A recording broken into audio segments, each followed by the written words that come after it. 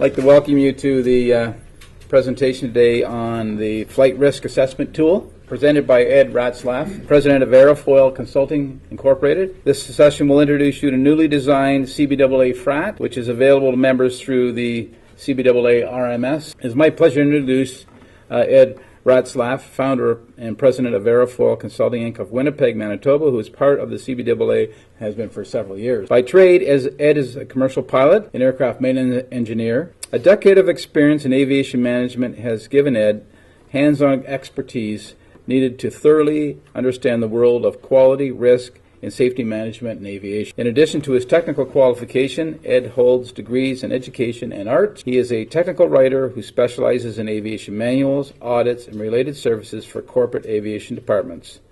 Please welcome Ed.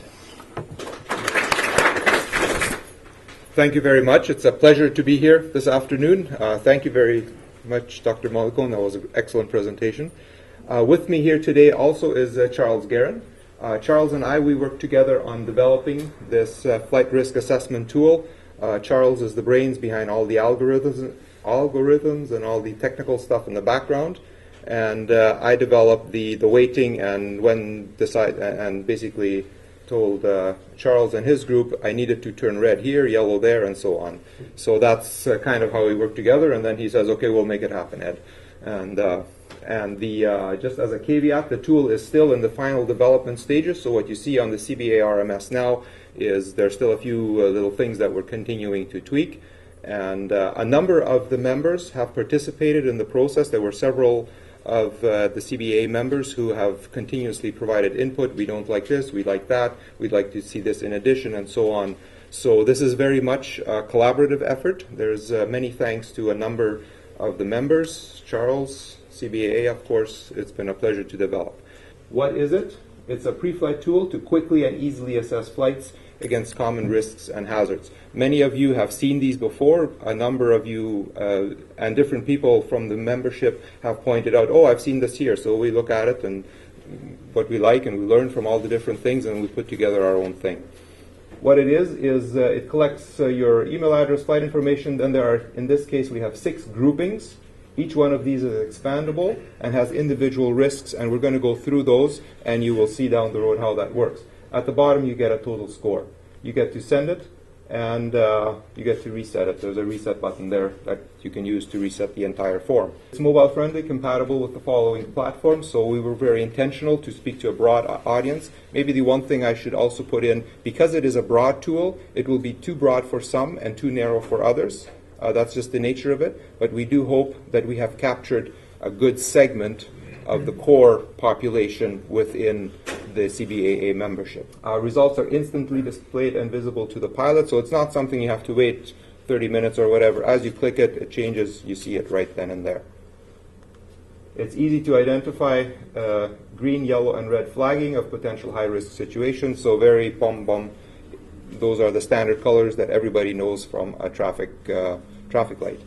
At the same time, the definitions for what you do when green, yellow, and red flags are displayed, that is fully customizable by the operator. We very intentionally did not put any text in there, say you have to stop, because your company might have a way of handling or mitigating a certain risk, so you wouldn't stop, right? So we've stayed away from that. And that is up to the operator to define in their ops manual and their SOPs, however you do that. The emailed report can be printed and or filed electronically, so the system, when you hit the send button, you get a PDF sent, which you then can print out to your file, whatever. The sent results are always emailed to the designated fleet manager. So whoever sets up, whoever's the fleet manager, the safety manager, the ops manager, whatever title you give that person, that is stored in the central database, it always goes to that person. They are saved in the RMS database and are not shared with other operators. For those of you who work with the CBAA RMS, with the NAD, there is any number of data ways that you can share data with the broader community. That does not apply to the FRAT data. That is proprietary to your company, because the amount of data that you would be collecting would be quite large. The FRAT data then can be downloaded for risk analysis and trending, again within your company. You can download it to an Excel spreadsheet, and you can mine that data then for any information that you might want to extract from from the system. The information can be stored on the device, so your user information, and Charles can talk to it later, it's a little bit technical there. It's user and history dependent. I guess it's stored in your cache. If you clean the cache or if you use a different computer, then it's obviously lost. But otherwise, the tombstone data is what I call it, stays there, so you do not have to enter all that. Even your past selections will stay there. So all you have to do is change or select those items that are changed, and you're good to go. One-step reset button to reset the entire form and start over. You can place a shortcut either on your desktop or on your smartphone, whatever platform you use. You click on it. You log into the CBAA RMS site. If you're comfortable, if it's your device, you just have your password user ID saved. It takes you literally 30 seconds to get in, and then you land on the home page on the dashboard of the CBAA RMS. And you click right up there with the red circle. You fill the FRAT, you click on that button, and it takes you to the top of the page. And this is, before you saw these buttons, they were all collapsed. And of course, there's quite a bit more underneath there. On here, you have the email addresses. So this is the Fleet Manager address. This is for my account, so my address is in there. Even if a pilot were to overwrite this, it stays in the background. The pilot could overwrite this, delete it, put his own name in there, leave this blank. It will still go to the Fleet Manager. Next one, then there's flight information. That is the tombstone data that you need for the flight. You identify the aircraft, the date, departure, landing destinations, and so on. A number of these are those with the asterisks and pointed out by the arrows. Those are mandatory fields. The pilot will not, or the person completing the FRAT will not be able to send this unless those fields are completed. And we'll show you that later, how that works exactly. The first area is pilot qualifications and experience. And before I go any further there, like I mentioned already before, once I just want to underscore again, these are broad definitions, or these individual risk lines, 1, 2, 3 through 7 on this one. They won't fit everybody perfectly just because we're targeting the CBAA as a group, right? And so some will be very useful to you and some will be less useful to you. And that will have to be worked out within your company.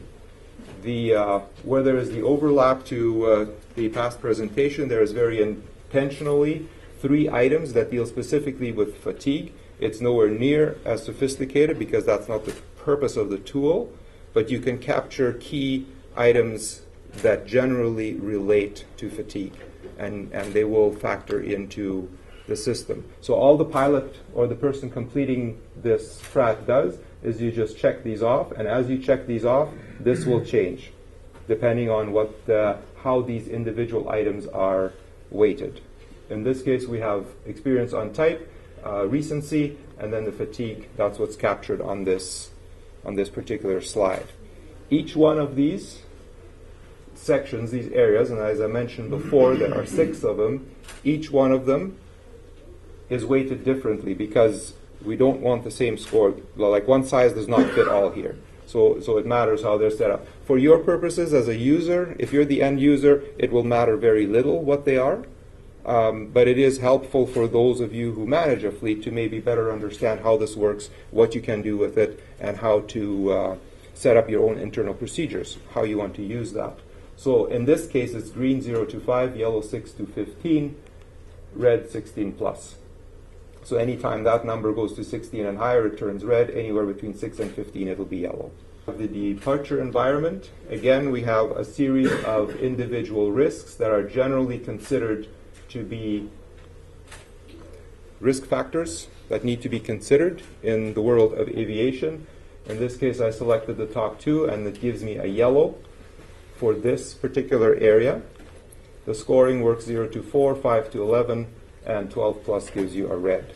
You will notice that I go straight from the departure to the approach environment, and that is simply based on the fact that, for all intents and purposes, the cruise portion is your safest part of the flight. The number of tangible risks, there just didn't seem any good reason to include that in this at this point.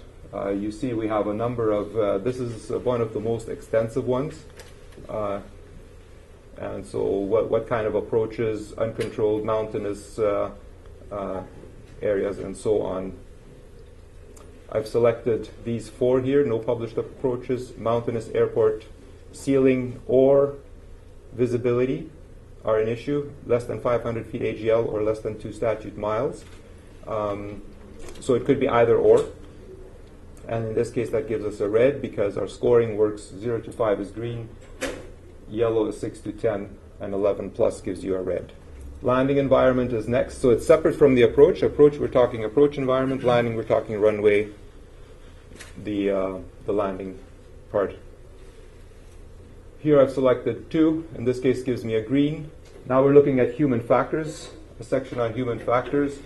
This one is a good example of where we had input from the CBAA member community. Initially, we had this without this text in brackets. We had single pilot. We get a member sends me an email, Ed, you can't do that. I always fly single pilot. That's all I ever do. It's no special circumstance. So we kicked it back and forth, and we said, that makes sense. There are operators who always fly in mountains. If you're always flying in mountains, if that is your normal operating environment, you really shouldn't check it off on here. And you'll have to figure out in your operating procedures, in your how you set it up, to make sure that your pilots know you're trained to fly in mountains, 95 of your flying is in mountains, don't bother checking that off because you're trained to do that, right? And this one points it out, normally flying multi-crew. So if your operation is always single pilot, you wouldn't even bother checking that because that's what you do on a normal basis. The underlying assumption here is that each one of you guys flying out there, you deal with risks every day, every time you fly. Sometimes more, sometimes less. What the tool helps you do, it helps you identify where the risks are and how many of them are ganging up on you on one given flight. At the end, we'll talk about it a little bit more later, but the phrase that we developed internally when we were working on this is we said the odds are against you. There's no guarantee an accident will happen. Just like, and I really appreciated that in Dr. Molly Cohn's presentation, is we're looking at the very top stuff. That's the danger zone. We all know we're working somewhere on a band. We just want to make sure we avoid those areas where the odds are just against us. That's how we're working this, and that's the underlying philosophy here. In setting this up, we were trying to be very, very careful to make sure that we don't stop all operations. On the other hand, we didn't want to create a tool that gives you a green light when there's severe thunderstorm warnings, you're in the mountains, there's very limited landing aids, and everything else is going wrong on the plane, and you still get a green light. That's just not cool. So in this particular case, the scoring works out to 0 to 5 is green, yellow is 6 to 12, and red is 13 plus. So the equipment is our last item, only 3 items. This one, the scoring 0 to 3, 4 to 6, red is 7 plus. You hit the send button, and if you didn't complete everything on the tombstone in that very first, the information block, you'll get this message, please fill in the fields marked in red before clicking the send button. So you'll have to go to the top, and it will have, in this case I didn't fill any of them, it will, just like any good form, show you which fields you need to fill in, and you put in what's missing, and then you will get this nice thank you message. You click the OK button, and then it takes you back to the home screen. We'll look at that more. So now I want to look a little bit at the total risk score. This again is a section, this will be of limited interest to those of you who manage the fleet to get a better understanding of how the weighting works, because in the individual area here, it is straight addition. You add 2 plus 5 plus 3, whatever the risk weight is that we assign to each item. It does not work the same way for the total.